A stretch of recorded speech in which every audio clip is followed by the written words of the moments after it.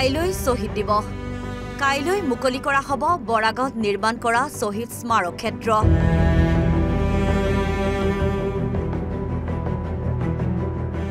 860 গৰাকী শ্বহীদৰ স্মৃতিৰে উদ্যানখনত নিৰ্মাণ কৰা হৈছে সুউচ্চ সৌধ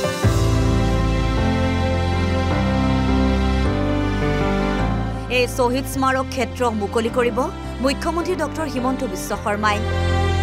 আজি শ্বহীদ স্মাৰক ক্ষেত্ৰ পৰিদৰ্শন কৰে মুখ্যমন্ত্ৰী গৰাকীয়ে অহাকালি এই অনুষ্ঠানটো অসমৰ প্ৰতিখন জিলাতে আমাৰ ৰাইজে চাব আৰু প্ৰতিখন জিলাতে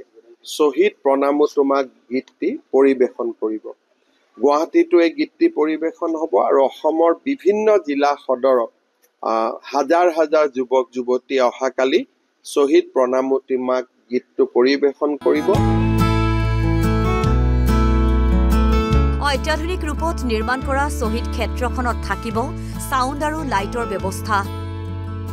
আজি পুৱাই ক্ষেত্ৰখন পৰিদৰ্শন কৰি তদাৰক কৰে হিমন্ত বিশ্ব শৰ্মাই কাইলৈ অসম আন্দোলনৰ শ্বহীদসকললৈ জনোৱা হ'ব শ্ৰদ্ধাঞ্জলি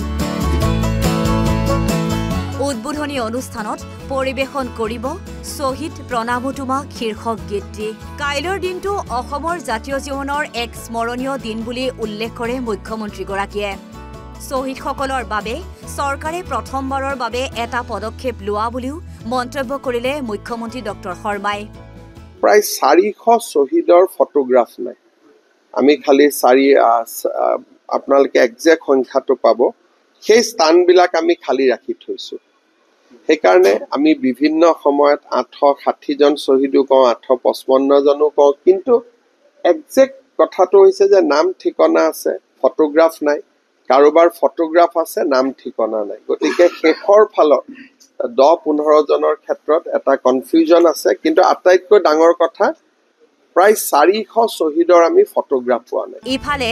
বহু শ্বহীদৰ ফটো আৰু যাৱতীয় তথ্য লুকুৱাৰ বাবে নিৰ্মাণ কৰিব পৰা নাই প্ৰতিমূৰ্তি অসম আন্দোলনৰ শ্বহীদসকলৰ ত্যাগৰ স্বীকৃতি স্বৰূপে এই ক্ষেত্ৰ নিৰ্মাণ কৰিছে ৰাজ্য চৰকাৰে মালিগাঁৱৰ পৰা হাইদৰ আলী আৰু বশিষ্ঠৰ পৰা মানৱ প্ৰতিম বৰুৱাৰ ৰিপৰ্ট অসম লাইভ 24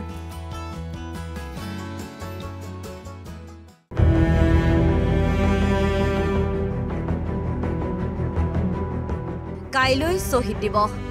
কাইলৈ মুকলি কৰা হ'ব বৰাগাঁৱত নিৰ্মাণ কৰা শ্বহীদ স্মাৰক ক্ষেত্ৰ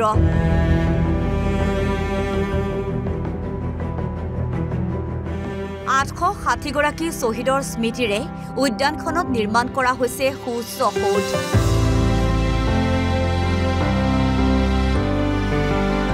এই শ্বহীদ স্মাৰক ক্ষেত্ৰ মুকলি কৰিব মুখ্যমন্ত্ৰী ডক্টৰ হিমন্ত বিশ্ব শৰ্মাই আজি শ্বহীদ স্মাৰক ক্ষেত্ৰ পৰিদৰ্শন কৰে মুখ্যমন্ত্ৰীগৰাকীয়ে অহাকালি এই অনুষ্ঠানটো অসমৰ প্ৰতিখন জিলাতে আমাৰ ৰাইজে চাব আৰু প্ৰতিখন জিলাতে শ্বহীদ প্ৰণামো তোমাক গীতটি পৰিবেশন কৰিব গুৱাহাটীতো এই গীতটি পৰিবেশন হ'ব আৰু অসমৰ বিভিন্ন জিলা সদৰত হাজাৰ হাজাৰ যুৱক যুৱতী অহাকালি শ্বহীদ প্ৰণামো তোমাক গীতটো পৰিবেশন কৰিব অত্যাধুনিক ৰূপত নিৰ্মাণ কৰা শ্বহীদ ক্ষেত্ৰখনত থাকিব সাউণ্ড আৰু লাইটৰ ব্যৱস্থা আজি পুৱাই ক্ষেত্ৰখন পৰিদৰ্শন কৰি তদাৰক কৰে হিমন্ত বিশ্ব শৰ্মাই কাইলৈ অসম আন্দোলনৰ শ্বহীদসকললৈ জনোৱা হ'ব শ্ৰদ্ধাঞ্জলি উদ্বোধনী অনুষ্ঠানত পৰিবেশন কৰিব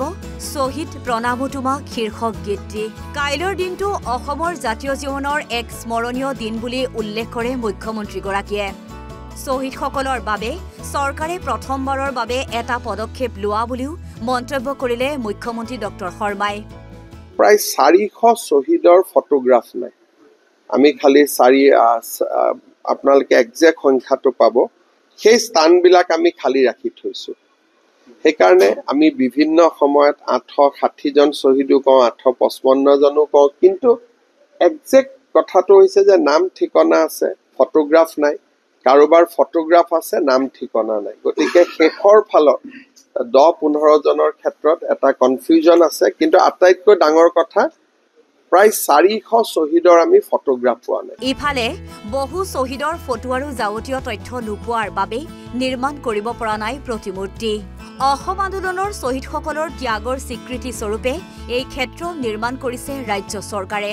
মালিগাঁৱৰ পৰা হাইদৰ আলী আৰু বশিষ্ঠৰ পৰা মানস প্ৰতিম বৰুৱাৰ ৰিপৰ্ট, অসম লাইভ 24।